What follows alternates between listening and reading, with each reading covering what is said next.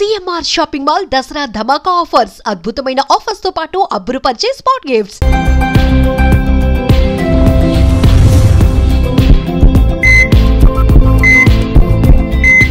నమస్తే, welcome to healthy conversations with iDream media. నేను మీ Jhansi. So ఈ రోజు మనతో ఉన్నారు డాక్టర్ మాలిక్ సింగారాజు గారు, senior consultant radiation oncologist, cancer specialist కూడా. మరి ఈరోజు ఒక మంచి టాపిక్ గురించి ఇన్ఫర్మేషన్ తెలుసుకునే ప్రయత్నం చేద్దాం. Hi sir. నమస్తే సార్, ఎలా ఉన్నారు? ఫైన్ అమ్మా. సో ఎంట్రోమిక్ వ్యాక్సిన్ గురించి ఇప్పుడు చాలా ఎక్కువగా వినిపిస్తోంది. క్యాన్సర్ కోసం ఈ వ్యాక్సిన్ అనేది ఒకటి వచ్చింది అని చెప్పి, అసలు ఏంటి సార్ ఈ వ్యాక్సిన్ ఏంటి? కరోనా టైంలో మనం చూసాం సమ్ కోవాక్సిన్, కోవిషీల్డ్ అని, అలాంటిదేనా? ఇది ఎలా పనిచేస్తుంది? అవునమ్మా, లాస్ట్ ఫ్యూ డేస్ నుంచి, అంటే ఎప్పటి నుంచి అయితే రష్యన్ ప్రెసిడెంట్ అనౌన్స్ చేశారో ఈ వ్యాక్సిన్ గురించి, మొత్తం చాలా మంది దీని గురించి అడుగుతున్నారు, ఇదే మాట్లాడుతున్నారు ఎక్కువగా. ఈ వ్యాక్సిన్ ఎంటిరోమిక్స్ వ్యాక్సిన్ అంటారు. ఇది యాక్చువల్ రష్యాలో national medical research radiological centre వాళ్ళు తయారు చేశారు. ఓకే, ఇది బేసికలీ ఒక ఎంఆర్ఎన్ఏ వ్యాక్సిన్. ఇందాక మీరు అడిగినట్టు కోవిడ్ టైంలో వాడారా అంటే ఎగ్జాక్ట్ కోవిడ్ వ్యాక్సిన్ కాదు, కానీ similar type of mRNA vaccine అనమాట. ఓకే, ఇందులో 4 రకాల non pathogenic virus, non pathogenic అంటే హానికరం కాని వైరస్లతో కలిపి చేసిన వ్యాక్సిన్ ఇది. ఓకే, సో దీన్ని పర్సనలైజ్డ్ వ్యాక్సిన్ అని చెప్పుకోవడం జరుగుతుంది. అంటే ఇది ఎలా పనిచేస్తుంది అంటే 2 రకాలుగా పనిచేస్తుంది. ఒకటి, ఈ వ్యాక్సిన్కి ఆల్రెడీ ఏదైతే పర్టికులర్ క్యాన్సర్, అందుకే పర్సనలైజ్ ఎందుకన్నారంటే ప్రతి క్యాన్సర్కి సపరేట్ వ్యాక్సిన్ అవసరం పడుతుంది. సో ఏ క్యాన్సర్ని అయితే మనం టార్గెట్ చేస్తున్నామో ఆ క్యాన్సర్ జెనెటిక్ ప్రొఫైల్ని ఆ వ్యాక్సిన్కి ఇచ్చి సెన్సిటైజ్ చేస్తారు. తర్వాత మన శరీరంలో ప్రవేశించిన తర్వాత వ్యాక్సిన్, అంటే యూజువల్గా వ్యాక్సిన్స్ మీరు చూసుంటారు, కోవిడ్ వ్యాక్సిన్స్ అనేది మనకి ఇంట్రామస్కులర్ ఇస్తారు, అలాగే చేతికి ఇచ్చే వ్యాక్సిన్ అనమాట. ఆ వ్యాక్సిన్ బాడీలో ప్రవేశించిన తర్వాత క్యాన్సర్ సెల్స్ని ఐడెంటిఫై చేసి, అంటే ఒకసారి క్యాన్సర్ సెల్స్కి ఎక్స్పోజ్ అయిన తర్వాత అది ఏం చేస్తుందంటే మన బాడీలో ఇమ్యూన్ రెస్పాన్స్ని ఎన్హాన్స్ చేస్తుంది. అంటే ఒక విధంగా చెప్పాలంటే మన బాడీలో ఉన్న రోగ నిరోధక శక్తిని పెంచుతుంది. అంటే మన బాడీలో టీ సెల్స్ అని రకరకాల సెల్స్ ఉంటాయి, CD4, CD8 సెల్స్ అని ఉంటాయి. అంటే మన బాడీలో ఉన్న హానికారకమైన ఇన్ఫెక్షన్స్ కానీ క్యాన్సర్స్ కానీ, అంటే మన బాడీకి డేంజరస్ సెల్స్ మీద పనిచేస్తాయి. కానీ చాలాసార్లు ఏం జరుగుతుందంటే క్యాన్సర్లో ఇవి క్యాన్సర్ సెల్స్ని గుర్తించలేకపోతూ ఉంటాయి ఒక్కసారి. సో ఈ వ్యాక్సిన్ అనేది ఆ క్యాన్సర్ని ఐడెంటిఫై చేసి మన బాడీ ఇమ్యూనిటీని యాక్టివేట్ చేసి దాన్ని టార్గెట్ చేసి మన బాడీలో సెల్స్నే వాటి మీద ప్రయోగించేలా చేస్తుంది అనమాట. ఇంకో రెండో పద్ధతి ఏంటంటే, ఇందాక చెప్పాను ఆల్రెడీ 4 నాన్ ప్యాథోజెనిక్ వైరసెస్ ఉన్నాయని, డైరెక్ట్గా ఆ వైరసెస్తో ఆంకోలైసిస్ అంటారు, డైరెక్ట్గా క్యాన్సర్ సెల్స్ మీద కూడా అటాక్ ఇచ్చే అవకాశం ఉంది. అందుకే దాన్ని పర్సనలైజ్డ్ వ్యాక్సిన్ అంటే జరుగుతుంది. సార్, అసలు ఇప్పుడు క్యాన్సర్ స్టేజెస్లో ఏ స్టేజ్లో మరి వ్యాక్సిన్ వాళ్ళకి ఇవ్వడం జరుగుతుంది పేషెంట్స్కి?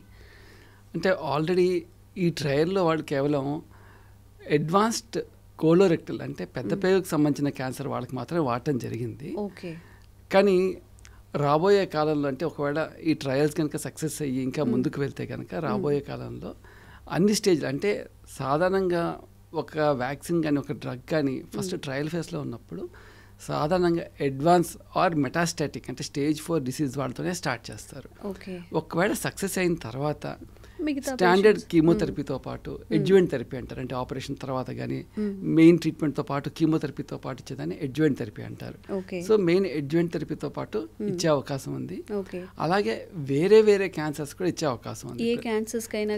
ప్రస్తుతం అయితే వీళ్ళు దీంతో పాటు గ్లయోబ్లాస్టోమా, అంటే ఒక రకమైన బ్రెయిన్ క్యాన్సర్, అంటే ఫాస్ట్గా గ్రో అయ్యే ప్రమాదకరమైన బ్రెయిన్ క్యాన్సర్, అలాగే మెలనోమా అన్న క్యాన్సర్కి ట్రయల్స్ స్టార్ట్ అవుతున్నాయి.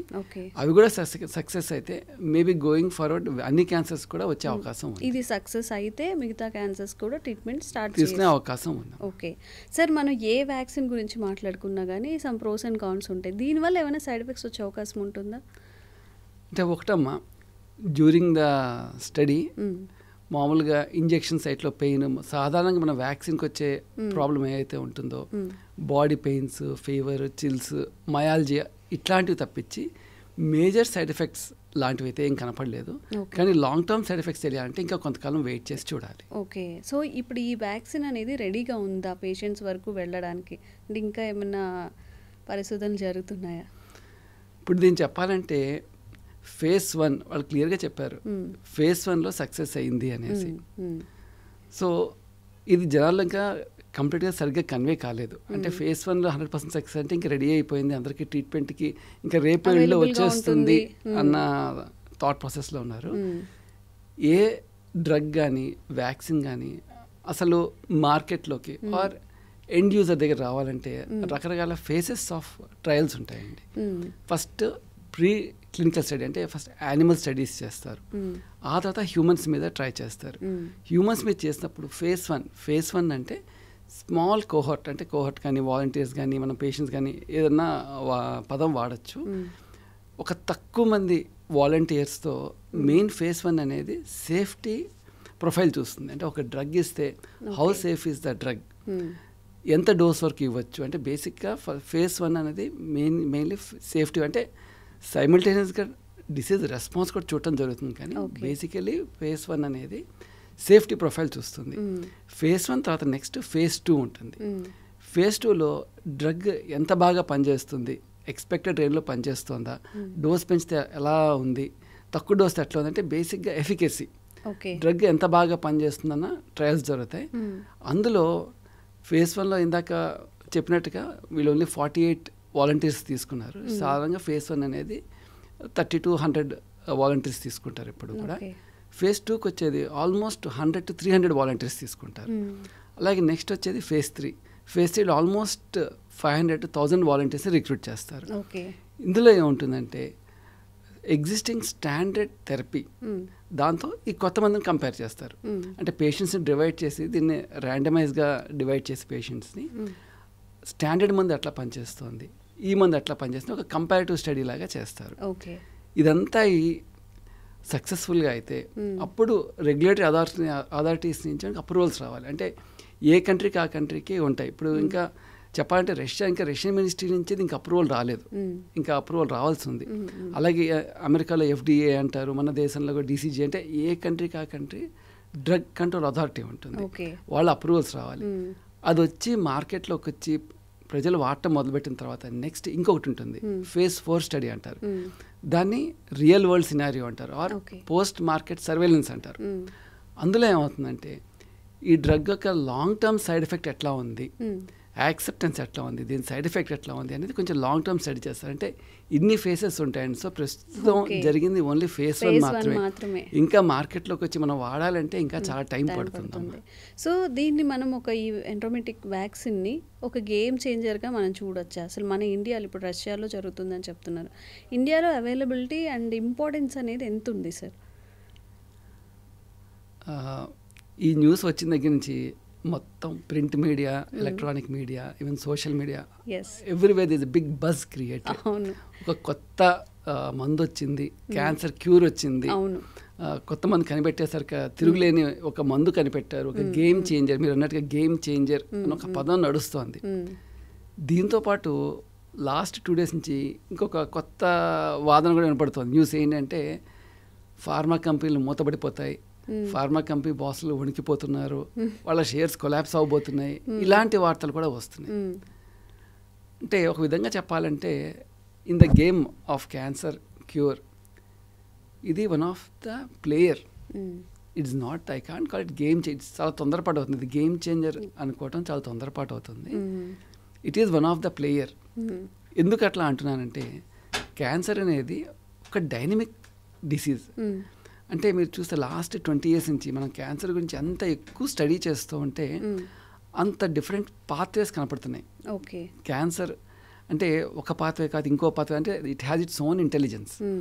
డిఫరెంట్ పాత్వేస్ని కనుక్కున్నాం క్యాన్సర్ గ్రో అవటానికి. సో అలాగే కొత్త కొత్త డ్రగ్స్ కూడా కనుక్కున్నాం.